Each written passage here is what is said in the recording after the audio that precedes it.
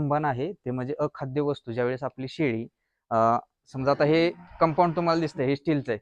आयर्नची कमतरता असली की शेळ्या शक्यतो हे चाटतात. काही वेळेस माती खातात. छोटी पिल्लांमध्ये माती खायची खूप समस्या असते. त्यांना पण झिंक मॅग्नेशियमची कमतरता असते.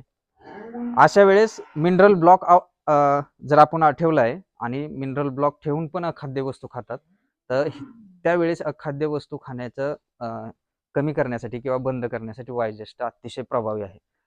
अखाद्य वस्तूला तोडच नाही, की हे तुम्ही 8-10 दिवस द्या. तुमची एकदम बंद होणार शेळी जी दुसरं काय प्लॅस्टिक खाते, लोखंड चघळत असते, काही वेळेस कोबा खालचा आहे तो चाटत असते. अशा वेळेस खूप गुणकारी औषध आहे. औषध महाग आहे.